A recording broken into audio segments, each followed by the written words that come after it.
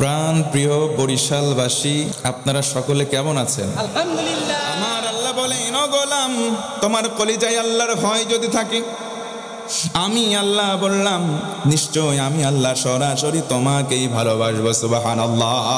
আল্লাহ রাব্বুল আলামিন বলেন, ইন্নাহু মাইয়াত্তাকি ওয়া ইয়াসবির ফাইন্নাল্লাহা লা ইউযীউ আজরাল মুহসিনিন।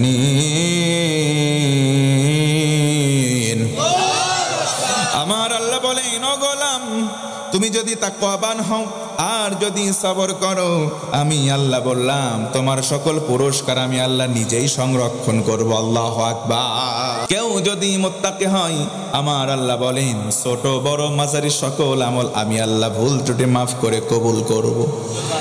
আল্লাহ রাব্বুল আলামিন বলেন, قال إنما يتقبل الله من মুত্তাকিন।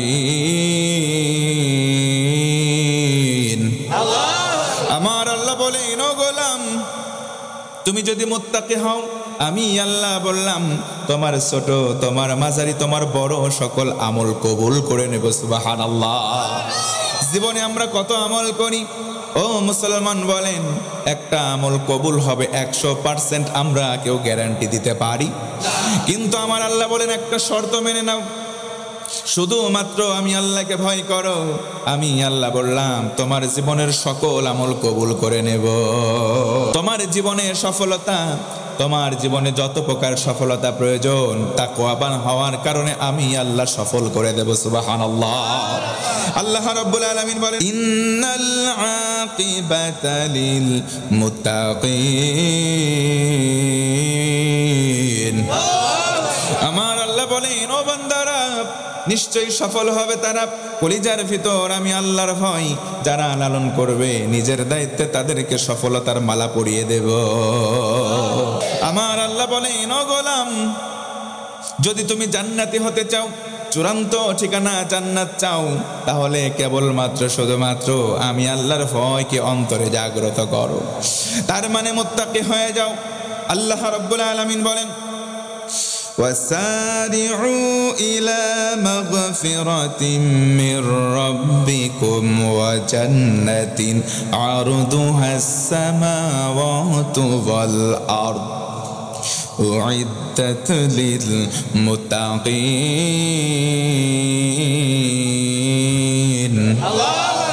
আমার আল্লাহ বলেন, দৌড়াও দৌড়াও, সবাই দৌড়াও, আমি আল্লাহর ক্ষমার দিকে দৌড়াও।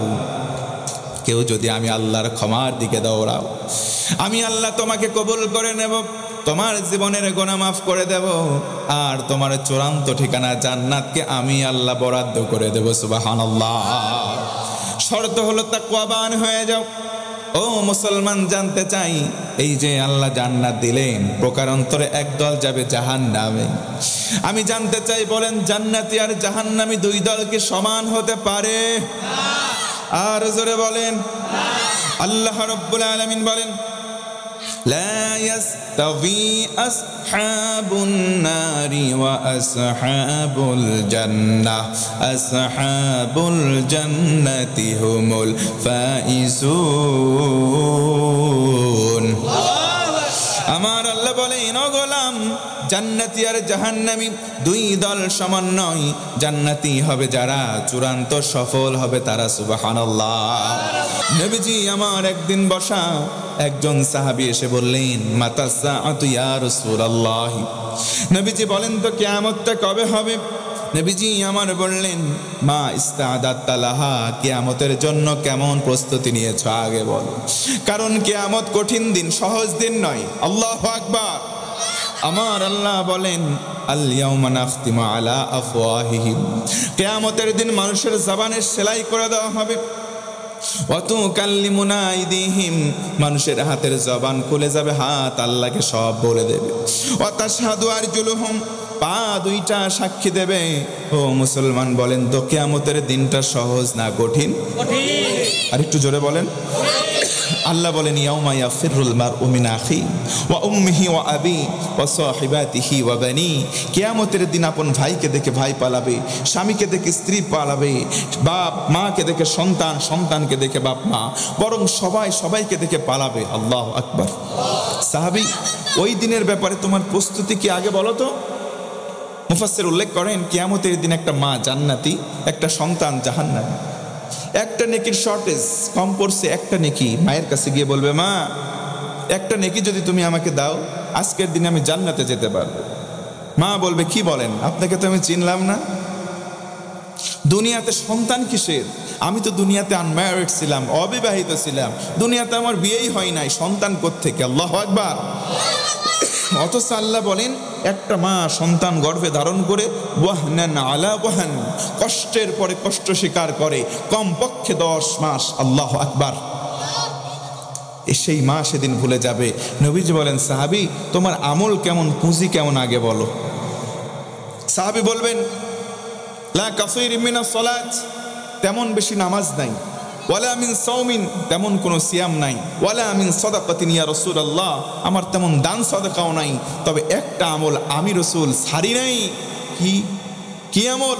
ইন্নী উহিব্বুল্লাহ ওয়া রাসূলাহু, আমি আমার কলিজার চাইতে বেশি আল্লাহ এবং রাসূল দুজনকে ভালোবাসি। দুনিয়াতে যার সাথে যার মহাব্বত, তার সাথে তার কিয়ামত, যদি হয় জান্নাত না হয় জাহান্নাম। জোরে বলেন একবার আল্লাহু আকবার। নবীজি বলেন, মান আহাব্বা সুন্নতি ফাকাদ আহাব্বানি ওয়া মান আহাব্বানি কানা মাই ফিল জান্নাহ। যে ব্যক্তি আমার সুন্নাতকে অনুসরণ করলো সে আমাকে ভালোবাসলো, আমাকে যে ভালোবাসলো দুইজন পাশাপাশি জান্নাতে এই যে এইভাবে থাকবো। সুবহানাল্লাহ। আসুন ভাইয়েরা আমার, এজন্য আমরা কোরআনিক জিন্দেগি গঠন করার চেষ্টা করি, কলিজার মধ্যে আল্লাহর ভয়কে লালন করি। আল্লাহ যেন তৌফিক দেয়, পড়ে না আমিন।